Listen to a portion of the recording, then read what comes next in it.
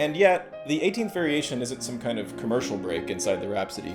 It shares the same Paganini DNA as every other variation, just a bit more disguised. What binds the Paganini, which is completely a genius piece, and then the biggest melody that everyone knows about that piece is this, and that's upside down. And this kind of Beethovenian obsession with organic unity permeates Rachmaninoff's compositions. Just take the second concerto, the whole of which is basically constructed from a couple terse motives, including this cross figure, which shows up everywhere in different guises.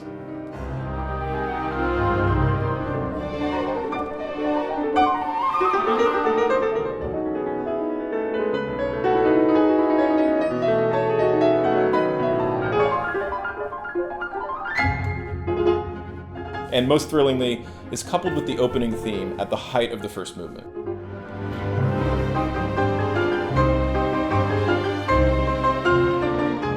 Everything is connected a little bit to everything else in a more tight way, which is interesting because Rachmaninoff was sometimes not considered a great architect in music, and there was a certain snobbish element, especially in modern music, that Rachmaninoff, well, he's a salon composer. He writes this beautiful, pretty, schmaltzy music, which is very nice, but it's not important. It kind of overlooks the unbelievable craftsman that he was. In the same way, your concerto is like there's few themes you follow through, and then they kind of interact, and then it becomes a story. I'm all about economy of thematic material.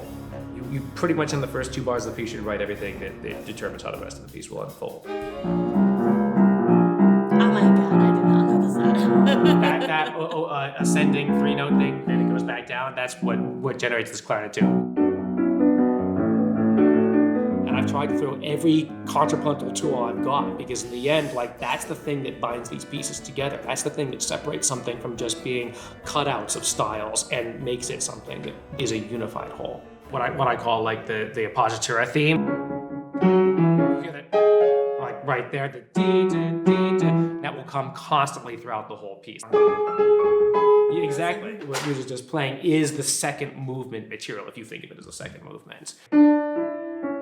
That's all that is, just two descending thirds. So it's the appositura theme and the descending third theme together, and it turns into this melody. It's kind of a neo-romantic, hopeful melody.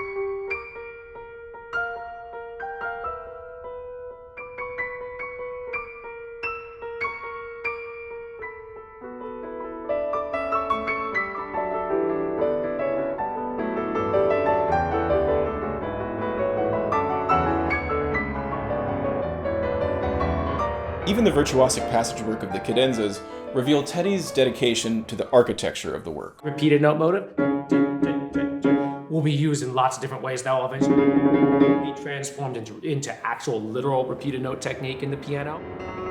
Incidentally, repeated note themes are found throughout Gershwin's work.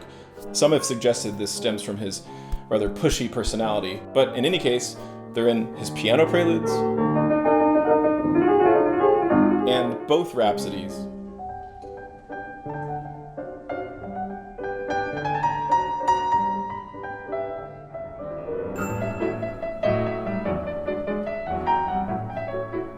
Then there's this slow theme from the concerto in F,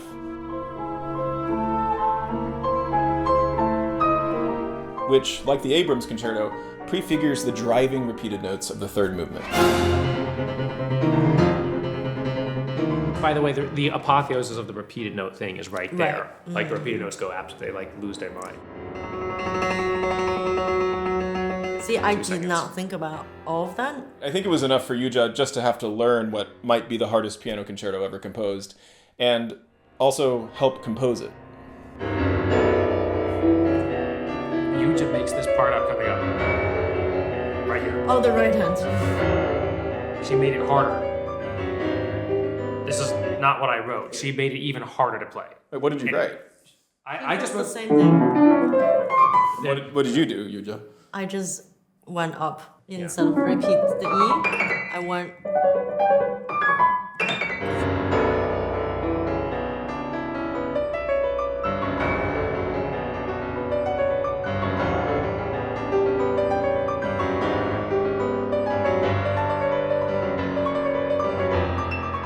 this right here is the second theme, right? Oh, yeah. Yeah, and it's also the theme of the fugue. That's right.